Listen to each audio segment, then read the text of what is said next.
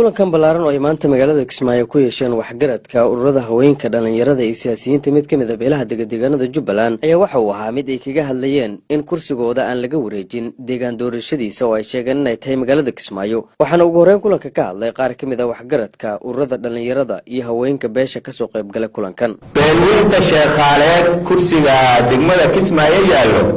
in aanan macnaha waxa qaska laga daayo oo loo arko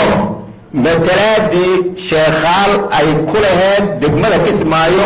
deegaan muglana ay macnaha ku leedahay kursigaas Cabdiraxmaan Deere malaha Cabdiraxmaan Deere ninka soo doortay iyo suldaanka uu soo saxiixay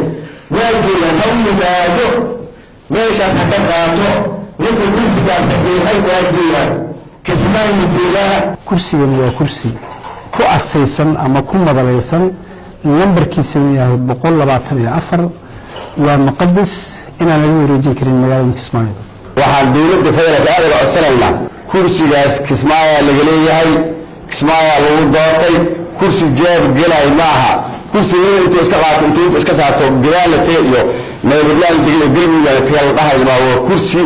beelweynta sheekhaaleed Jubbooyinka ay leedo Cabdiraxmaan Deere kursigan boorso asageeyma kursiga waxa iska qabiila iska leh dadkaas u dhaxeeya maanta dawladdu alxamdulillah ku shaqee waqtiga doon ma aan waa inta ma waa doonta wixii anaga calaamahay ina ku dhamayno xaq ilaahay masiyo waaye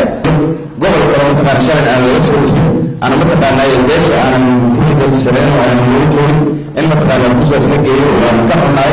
mar walba dawladda Soomaaliya in ma taqaanay deesha qaasatan sheegaan ee ku tabasho raasteeda ama ma taqaanay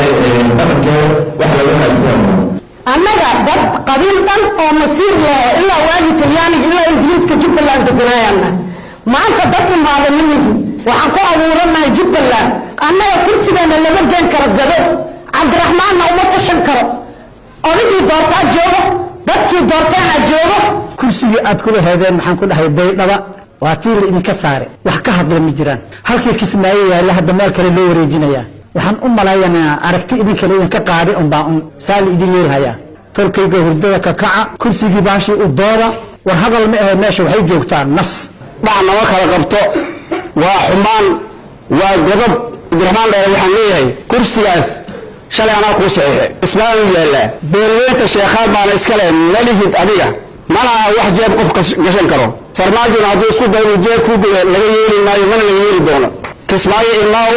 shalay laga doortay baantana nasiibta ila heshaa laga yaaba kursiga aan heli ama waayay madaxweynaha Jubbaland waxaan leeyahay waxaan ka codsanaynaa kursiga inaad gacantaan ku soo celiso ilaa Maxamed TV-ga Universal magaalada Kismaayo.